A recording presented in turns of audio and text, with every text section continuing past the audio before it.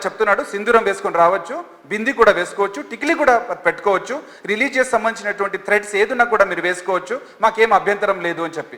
అంటే ఇవన్నీ కూడా నాటకాలు ఆడుతున్నారు వీళ్ళు ఇక్కడ. మీకు హిందూ ఎంప్లాయీస్ కావాలి, హిందూ కస్టమర్లు కావాలి, కానీ వాళ్ళు హిందూ ధర్మాన్ని మాత్రం పాటించకూడదు. ఎంత దారుణమైనటువంటి పరిస్థితి ఉంది ఈరోజు. 80% హిందువులు ఉన్నటువంటి భారతదేశంలో ఈరోజు హిందువులు తమ యొక్క ధర్మాన్ని ఆచరణ చేసేటువంటి హక్కులను హరిస్తున్నారు. ఆర్టికల్ 14, ఆర్టికల్ 15 మనకేం చెప్తుంది? ప్రతి ఒక్కరికి కూడా మత స్వాతంత్రం ఉంది, అతని ధర్మాన్ని అతను ఆచరణ చేసుకోవచ్చు అని చెప్పేసి రాజ్యాంగం మనకు చెప్తున్నప్పుడు ఇలాంటి కార్పొరేట్ ఆఫీసెస్లలో కానీ కంపెనీస్లలో కానీ వీళ్ళు ఈ రకమైనటువంటి ఆంక్షలు ఎట్లా పెడుతున్నారని అడుగుతున్నాం. వీళ్ళ మీద కఠినమైనటువంటి చర్యలు తీసుకోవాలి అని చెప్పేసి ఈరోజు డిమాండ్ చేస్తున్నాం. ఏ హెచ్ఆర్ కానీ ఏ మేనేజ్మెంట్ టీం కానీ ఈ ఒక విషయాన్ని నిర్లక్ష్యం చేసిందో వాళ్ళకి బ్లాక్ మార్క్ వేయాలి, వాళ్ళని ఆ ఒక జాబ్ నుండి టర్మినేట్ చేయాలి, వేరే ఎక్కడ కూడా జాబ్ దొరకకుండా చూడాలి. అలాంటి శిక్షలు పడితేనే మళ్ళీ ఇలాంటి ఒక ఇన్సిడెంట్స్ అనేటువంటిది జరగదు. నాగ్పూర్లో ఇంకొక ఎన్జిఓ ఉంది, యూనివర్సల్ మల్టీపర్పస్ సొసైటీ ఎన్జిఓ. ఈ ఎన్జిఓ ఓనర్ ఎవరు? రియాజ్ కాజీ. మీరు సోషల్ మీడియాలో చూడండి, అమ్మాయిలు అక్కడ వాళ్ళు అనుభవిస్తున్నటువంటి వేదనని బయట వచ్చి చెప్పుకుంటున్నారు. నమాజ్ చదవాలంట, దువా అడగాలంట, రోజా పెట్టుకోవాలంట, అప్పుడు మాత్రమే వాళ్ళకి ఈ ఒక ప్రమోషన్స్ ఉండొచ్చు, లేదా వాళ్ళకు ఉన్నటువంటి అన్నిటిని కూడా మేము ఇస్తామని చెప్పేసి ఇంటర్నల్ ప్రెషర్ అనేటువంటిది క్రియేట్ చేస్తున్నారు. ఇది బయట వస్తుంది ఇప్పుడు.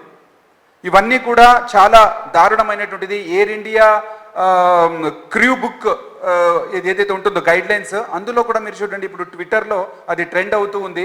అక్కడ కూడా ఇదే రకమైనటువంటి రిస్ట్రిక్షన్స్ హిందువులకి ఉండడం అనేటువంటిది చాలా దారుణం. మీరు ఏ ఇస్లామిక్ కంట్రీ కన్నా వెళ్ళండి, అక్కడ ఉన్నటువంటి ఎయిర్లైన్స్ ఏవైతే ఉంటాయో హిజాబ్ వేసుకోవడానికి వాళ్ళకి స్వాతంత్రం ఇస్తారు. ప్రతి ఒక్కరు వాళ్ళ ధర్మాన్ని, మంగళసూత్రం వేసుకోరాకూడదు అంటున్నారు ఏంటంటే అసలు. పెళ్ళైనటువంటి హిందూ అమ్మాయి మంగళసూత్రం వేసుకోకుంటే ఎంత అది అశుభమైనటువంటిది. మన సంస్కృతిని నాశనం చేయడానికి ఈ ఒక మల్టీనేషనల్ కంపెనీస్ అనేటువంటిది ప్రయత్నం చేస్తున్నాయా? భారతదేశంలో వచ్చి మీరు వ్యాపారం చేస్తున్నారు, కానీ భారతదేశంలో 80% ఉన్నటువంటి హిందువుల ఒక మనోభావాలని మీరు గౌరవించకపోతే ఖచ్చితంగా దీని మీద కఠినమైనటువంటి చర్యలు ఉండాలని చెప్పేసి మేము డిమాండ్ చేస్తున్నాము. దీంతో పాటు యాక్చువల్లీ గవర్నమెంట్ రూల్ ఉందండి, 10 ఎంప్లాయీస్ కన్నా ఎక్కువ ఎంప్లాయీస్ ఉన్నటువంటి ఏ కంపెనీ అయినా విశాఖ సమితి అనేటువంటిది ఫామ్ చేయాలి. ఇంటర్నల్ కంప్లైంట్ కమిటీ అనేటువంటిది ఆ ఒక కంపెనీలో ఉండాల్సినటువంటి అవసరం ఉంటుంది. ప్రతి కంపెనీలో ఇది ఉంటుంది, కానీ ఈరోజు అది పని చేస్తూ ఉందా అనేటువంటిది ప్రశ్నార్థకం. ఇంత పెద్ద ఎత్తున మహిళల పైన ఈ ఒక మత మార్పిడి యొక్క ముఠాలు వాళ్ళు ప్లాన్డ్గా ఎన్నో సంవత్సరాల నుండి చేస్తుంటే వాళ్ళు ఖచ్చితంగా కంప్లైంట్ ఇచ్చి ఉంటారు. దాన్ని వీళ్ళు నిర్లక్ష్యం చేశారు కాబట్టే ఈరోజు అండర్ కవర్ ఆపరేషన్ చేసిన తర్వాత ఇది బయట వచ్చింది. సో ఆ ఒక విశాఖ కమిటీ అనేటువంటిది మళ్ళీ చాలా స్ట్రిక్ట్గా ఫాలో చేయాలి. మల్టీనేషనల్ కంపెనీస్లో ఏదైతే ఈ రకమైనటువంటి జిహాద్ జరుగుతుందో ఈ జిహాద్ని ఎట్టు పరిస్థితుల్లో కూడా సహించే ప్రసక్తి లేదు.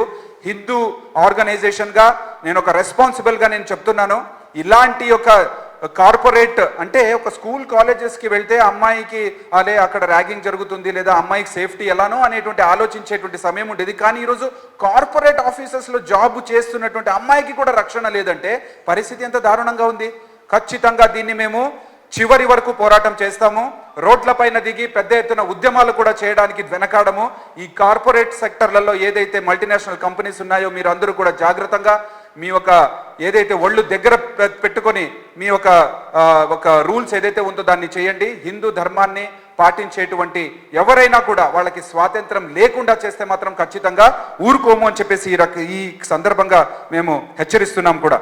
సో ఈ ఏదైతే ఈ ఒక కార్పొరేట్ సెక్టర్లో జరుగుతుందో ఇది కేవలం ఇక్కడ అంతేకాదు, కొన్ని వేల లక్షల కేసులు ఉన్నాయి. హిందూ అమ్మాయిలకి నేను ఈ ఒక విలేకరుల సమావేశం ద్వారా వేడుకునేది ఒకటే, తల్లిదండ్రులకి చెప్తున్నాను, మీరు మీ అమ్మాయిలకి హిందూ ధర్మాన్ని నేర్పించండి.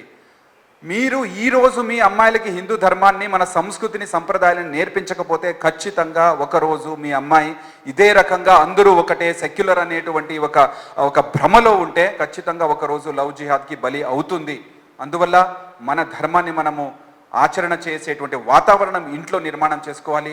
ఒక ఫ్రెండ్లీ వాతావరణం ఇంట్లో ఉండాలి. తనకి జరుగుతున్నటువంటి విషయాలని తల్లిదండ్రులతో షేర్ చేసుకునేటువంటి ఒక స్నేహపూరితమైనటువంటి వాతావరణం ఉంటేనే అమ్మాయిలు ఇలాంటి ఒక కుట్ర నుండి వాళ్ళు రక్షింపబడడానికి ఇది అవకాశం ఉంటుంది. అందువల్ల హిందూ అమ్మాయిలకి కూడా స్పెషల్గా చెప్తున్నాము, మీరు యాక్చువల్లీ సెక్యులర్ అనేటువంటిది ప్రభుత్వం సెక్యులర్గా ఉండాలండి, అందరినీ సమానంగా చూడాలని. కానీ మనం సెక్యులర్గా ఉండడం ఏంటి? మన ధర్మాన్ని మనం ఆచరణ చేయాలి కదా. సో ఈ ఒక కనీసం జ్ఞానం లేకపోతే ఎట్లా? సో హిందూ సమాజం దీన్ని చాలా గంభీరంగా తీసుకోవాలి. మన సంస్కృతి, మన ధర్మాన్ని వాళ్ళు ఆచరణ చేస్తేనే దైవీ కవచము, రక్షణ ఉంటుంది. ఇలాంటి ఒక జిహాదీ ముఠాలు ఎవరైతే ఉన్నారో వాళ్ళ నుండి రక్షణ కలగడానికి అవకాశం ఉంటుంది. ఈ సందర్భంలో ప్రతి ఒక్కరు కూడా దీన్ని గమనించాలని నేను కోరుతున్నాను.